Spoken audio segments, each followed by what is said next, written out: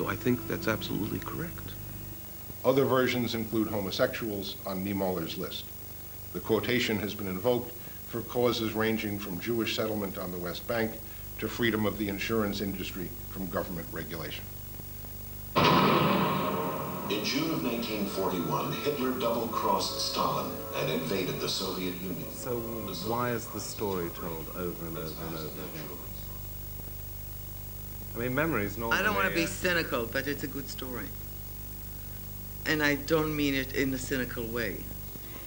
It's a good story because it has all the elements that make into a story. Its land. The evil perpetrators. Were the mobile death squads. Ordinary men. There is the bad guy. There are the good people, the innocent victims. At last, the World War and the war against the Jews have become one. Ordinary people waging wars of extermination with extraordinary cruelty and precision. The unthinkable, now mundane. It's something that fascinates people because it seems larger than life. And there's a so-called a redemptive end for some people, the way they look at it. And that is, let's say, the state of Israel. In other words, we have survived. It has drama in it. On some of the suitcases you can see dates of births. For example here, Petr Eisler, the date is 20th of March 1942. 2-year-old boy was useless in the camp, he couldn't work in the camp. That's why most probably he was taken to a gas chamber and killed together with his mother.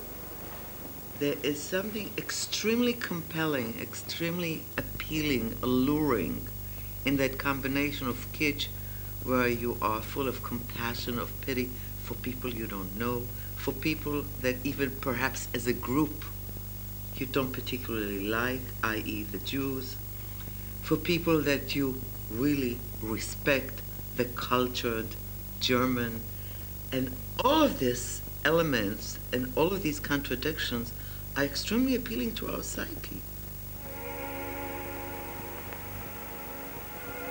Wohl hatten die Deutschen viel gesprengt, verbrannt und verbracht.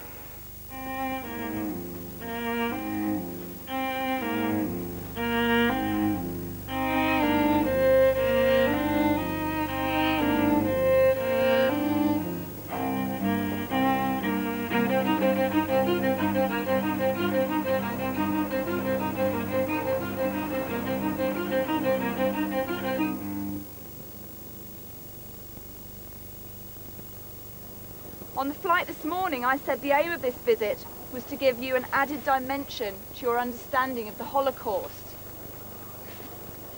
Before we leave Birkenau today, we will be having a short service of remembrance. How does one take in, how can one absorb or begin to comprehend what you have seen here today?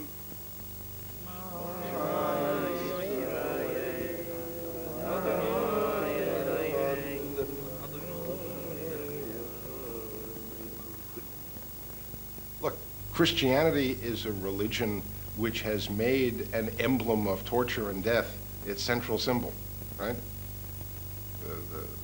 The crucifix. This is rather foreign to Judaism. I think of the way in which the Holocaust Museum in Washington, other museums in other places, become the central symbol of Jewishness that we present to the non-Jewish world. The Holocaust represents this kind of focus on suffering and holy suffering, which saturates Christianity. In that sense, it's a kind of Christianization.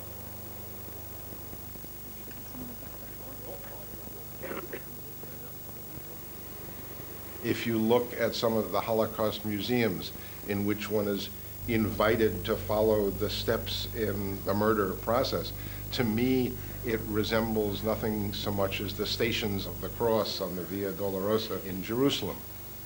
The kind of fetishism of objects from the Holocaust, the cast iron door of a crematorium oven, an SS guard's whip, the shoes of victims. This, to me, looks like the kind of pieces of the true cross and shin bones of saints.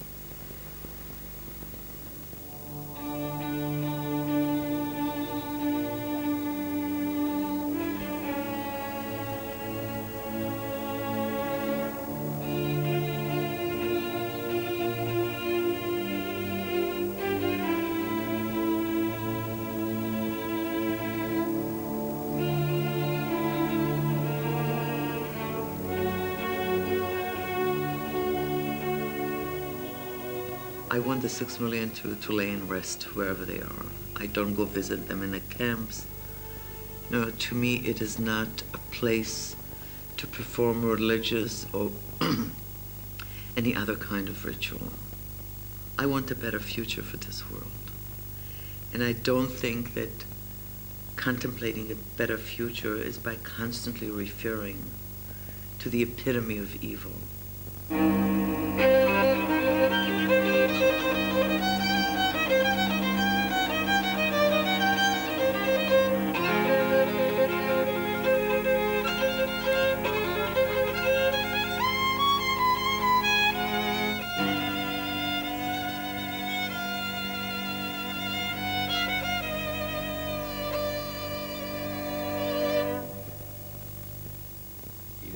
Clearly say, learn the lessons of the Holocaust. That phrase gets to me. The lessons of the Holocaust. Don't elect Hitler.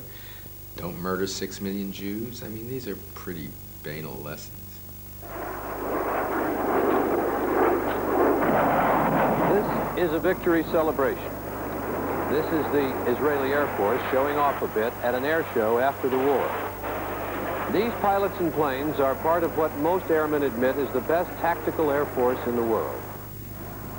Do Jews extrapolate lessons from the Holocaust that apply to the modern state of Israel?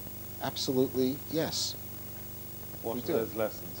Which is that Jews need to defend themselves. Jews cannot just rely on people from the outside who will say, trust us, rely on us, etc.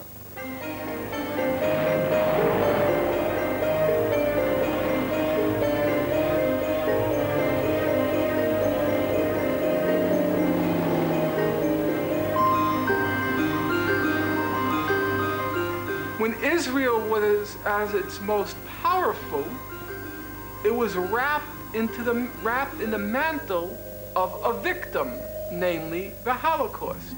Mr. Finkelstein is arguing that the Holocaust and the lessons of the Holocaust have informed American and other foreign policy.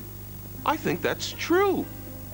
And that brings us back to the original contention. There are universal lessons of morality, of ethical behavior,